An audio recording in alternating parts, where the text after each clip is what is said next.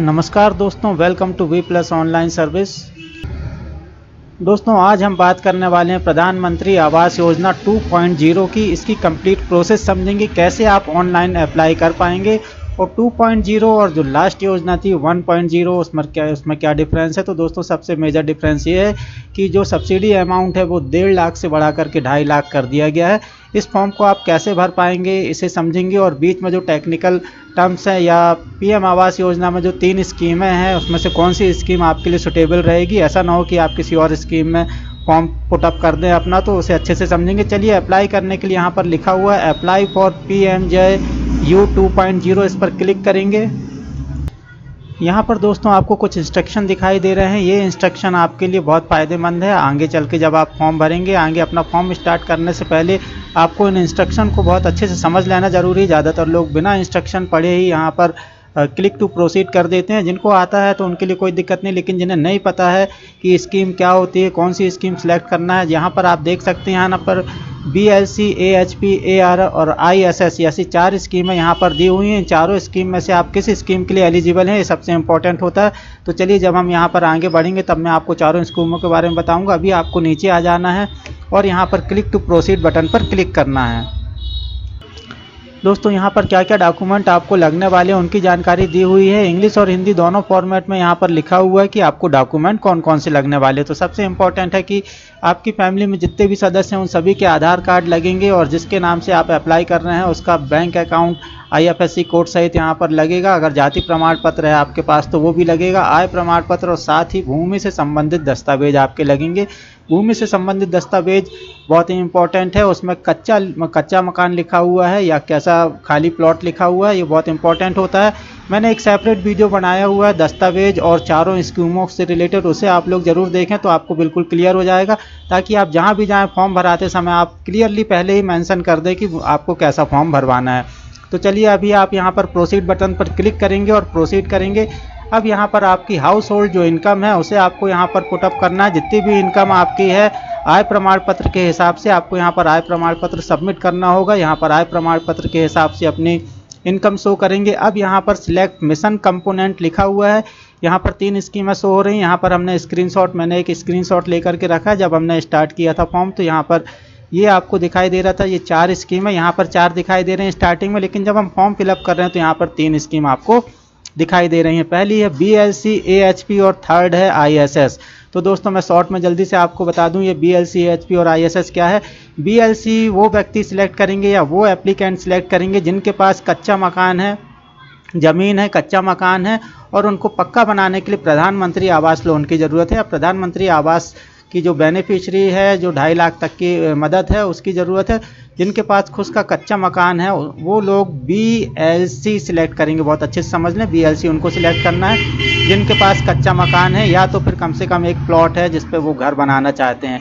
AHP यहाँ पर, अब यहाँ पर AHP मैं आप लोगों को बता दूं, AHP जो है अफोर्डेबल हाउसिंग पार्टनरशिप जिसे हम कहते हैं, ये AHP का मतलब यहाँ पर ऐसे कैंडिडेट इस कैटेगरी को सिलेक्ट करेंगे जिनके पास ना तो कच्चा मकान है ना ही कोई प्रॉपर्टी है जिस पर वो अपना घर बना सकते हैं।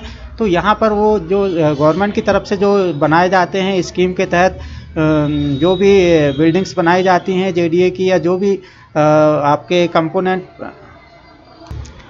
प्रधानमंत्री आवास योजना के तहत जो भी मकान बनाए जाते हैं या जो बिल्डिंग बनाई जाती है, उनमें अगर आपको जो आपका सेपरेट ब्लॉक चाहिए है या तो फिर आपको वहाँ पर घर चाहिए है तो वो लोग AHP सिलेक्ट करेंगे। तो दोस्तों, आप समझ गए होंगे जिनके पास ना तो कच्चा मकान है ना कोई प्रॉपर्टी है घर बनाने के लिए, वो लोग AHP सिलेक्ट करेंगे।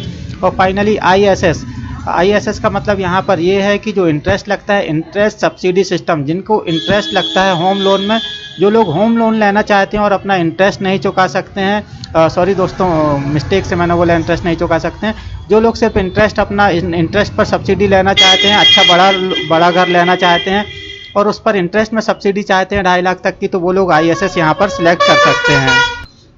तो एक तरीके से आप समझ सकते हैं BLC और AHP जो है बैकवर्ड क्लास, गरीबी जिनके पास EWS होता है उनके लिए है, और ISS अगर जिनके पास पैसा है घर बनाने के लिए, अच्छा घर बनाना चाहते हैं लेकिन होम लोन में जो सब्सिडी लेना चाहते हैं तो वो यहाँ पर ले सकते हैं।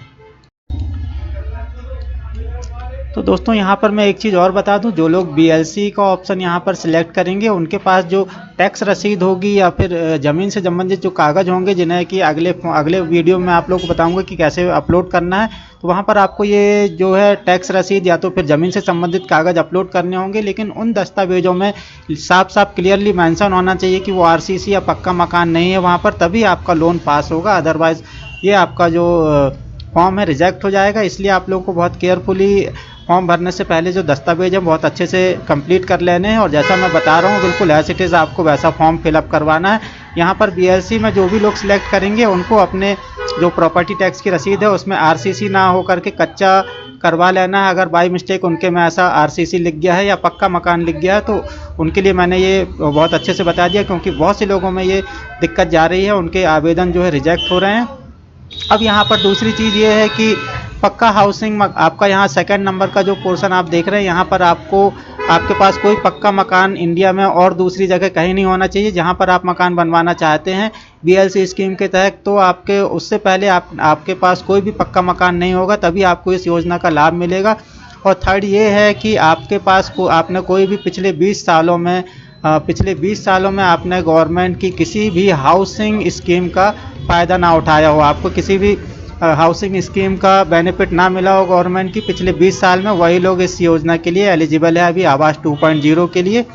तो आप लोगों को यहाँ पर बिल्कुल क्लियर हो गया होगा। जैसा कि सभी की जो प्रॉपर्टी है इस समय आधार से लिंक कराई जा रही है, तो यहाँ पर आप लोग बहुत समझदारी से काम लें। आप अगर चाहते हैं कि आपका फॉर्म सही भरे, अगर आपके पास पक्का मकान ऑलरेडी है तो आप लोग यहाँ पर अप्लाई ना करें। जिनके पास कच्चा मकान है वही लोग बस अप्लाई करें। तो ये थी यहाँ पर जानकारी आपकी संबंधित एलिजिबिलिटी चेक की, और इसके साथ ही आपको फॉर्म भरने से पहले क्या क्या रिक्वायरमेंट होती है। तो इस वीडियो में मैंने आपको सिर्फ इतनी ही जानकारी दी है। अगला वीडियो ऑनलाइन कैसे अप्लाई कर पाएंगे इस पर है, उसे भी आप लोग ज़रूर देखें, वो भी बन चुका है और उसे मैं जल्दी यहाँ पर आज ही की डेट में अपलोड कर दूंगा। तो दोस्तों फिर मिलेंगे किसी नई जानकारी के साथ, तब तक के लिए नमस्कार।